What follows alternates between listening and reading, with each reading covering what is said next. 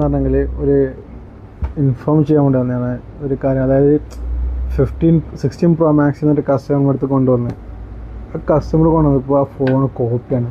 അവർ second hand കൊടുത്ത phone ഒരു എന്താ പറയുക കോപ്പി ചൈന ഫോൺ അതാണ് കൊടുത്തത്. 3000 രൂപ കാണാൻ അതേപോലെ ഉണ്ടാവും, പക്ഷെ അത് അറിയാത്ത ആൾ എന്തായി പെട്ടോ. അപ്പോൾ അങ്ങനത്തെ കുറേ ഉണ്ട് മാർക്കറ്റിൽ. അപ്പോൾ എടുക്കുന്ന ആൾ ശ്രദ്ധിച്ചോ. ഞാൻ വീഡിയോ കാണിച്ചുതരാം. അപ്പോൾ ഈ വീഡിയോ നിങ്ങൾ നോക്കുക, അപ്പോൾ നിങ്ങൾക്ക് മനസ്സിലാവും. അപ്പോൾ ഞാൻ ആരും ചെയ്യാൻ പാടില്ല, അറിയാത്ത ഇങ്ങനെ ഇവരെ പറ്റിച്ചില്ല. കിട്ടിയ പൈസ കൊണ്ട് ഇവർ തിന്നാലേ പറ്റിക്കുന്നത്. അത് തിന്നുന്ന കാര്യം ഉണ്ടാവോ?